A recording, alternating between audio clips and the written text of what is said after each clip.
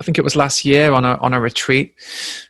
I was talking to this guy, and he was expressing how there was a deep loneliness inside of him, like inside of his belly. Well, I asked him, where is the loneliness? How do you know you're lonely? Where do you feel it in your body? Where do you feel it the most strongly in your body? Because he was so in his head, you see, thinking about how lonely he was, thinking about past lonely scenes and future lonely scenes, thinking about how not to be lonely, thinking about that future scene of connection and closeness. All these different ways of trying to get out of his experience. So he wasn't actually meeting his loneliness. He was meeting his story of loneliness, which is very hard to deal with. You can't deal on that level. So that's why this question, where is your loneliness? Where do you feel it in the body? Where do you feel it the most strongly in the body?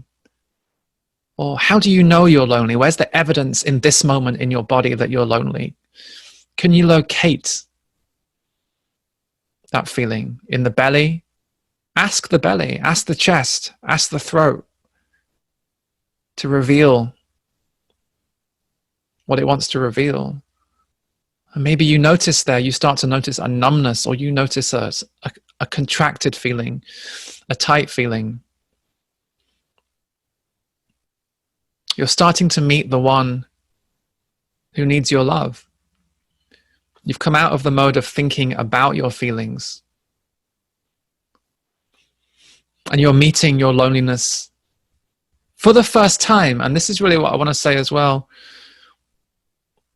People say, oh, I've been sitting with my loneliness for years. I've been sitting with my sadness for years. I've been sitting with my anger for years. Maybe you haven't. Maybe you've been sitting with your thoughts about it. Because the truth is, in that moment when you really drop in to your body, you notice those tight sensations in the belly, or that contracted feeling in the chest, those tingly, alive, throbbing, warm sensations. You're actually meeting the feeling for the first time. This isn't the second time, or the third time, or the fourth time. In that moment, there is no past. In that moment of true connection with what's alive, true connection with the belly, with the chest, with the head, there is no past. There's only this present meeting. You're meeting sadness for the first time. You're meeting fear for the first time. You're meeting your anger. You're meeting your loneliness. You're meeting your longing for the first time in presence.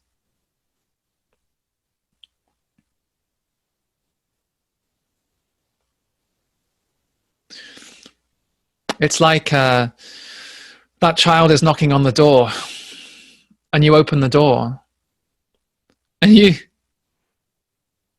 it's the lonely one or the sad one. It's like saying to that child, oh, geez, I've been meeting you for years and years and years and years. Why are you still here? Oh, not you again. But I've been sitting with you for years. Why have you come back? The truth is, if we're really interested in the truth, the healing truth, this is the first time you're meeting. When you're truly dropped into that place of curiosity of the present moment, when you're truly there, in that moment of curiosity, you're not lost in the narrative. In that moment of curiosity, of fascination, of attention, you've dropped out of the level of narrative, the story of my life, where I've come from and where I'm going to. All these places right now that live in illusion, that live in imagination. In that moment of dropping into the body, you're not caught up in the world of my life. And you're deeply connected with life. That's what meditation is, as well as remembering life. Dropping out of the story of my life.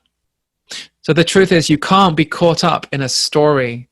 You can't be caught up in a story and paying attention at the same time. That's the that's a core truth of this meditation. You can't be caught up in the narrative, the story of me and my life, past and future. You can't be caught up in the past and future and be truly paying attention to the flickering sensations in the belly at the same time. So actually your belly is a sanctuary. Your chest is a sanctuary. Your throat is a sanctuary.